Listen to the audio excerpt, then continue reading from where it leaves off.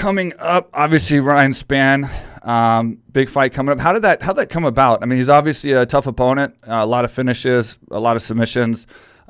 He's ranked below you, so it's kind of going back, but still a tough opponent. How did this fight happen? How did this get put together?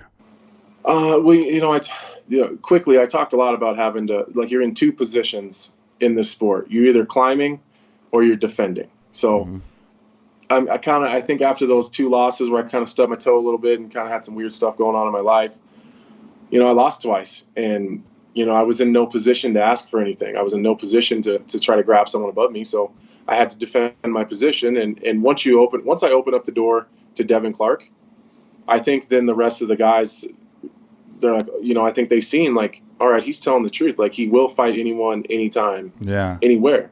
Like, I've always said that, but, like, a lot of guys say that shit. But they don't really live that life. True. So once I open the door to one of them, now they're all coming. Now they all want a piece of it because they're like, that's the guy that's going to give me my shot. Yeah. I think I the game a little bit because I remember how frustrated I was when I just wanted a big name or one of those guys that were ranked to give me a shot, and then, like, no one would.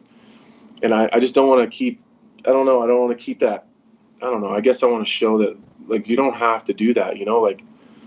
Like we can give these opportunities to these other guys, and if they beat us, we don't deserve to have our spot anyways. Yeah. So that's kind of always been my mentality.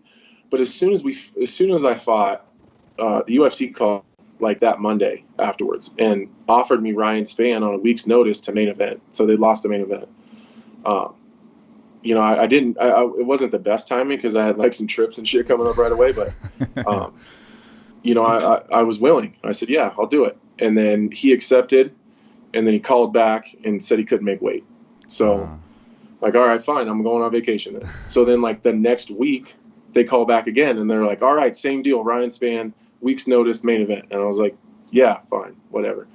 And he said he couldn't make weight again. So then I figured, well, that's the kind of fight they're looking at. So I just figured, they said, when do you want to fight? And I said, I don't want to fight until September. And they said that they didn't think he would wait that long.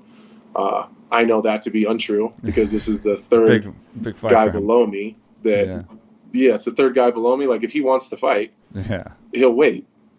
So then, like, he really wants to fight. I was like, I'll promise you guys he's going to wait. So they called the next day and said he was going to wait.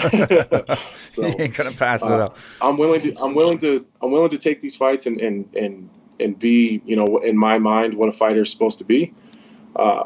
But if I'm going to be fighting down and given opportunities, then it's going to be on my time for sure.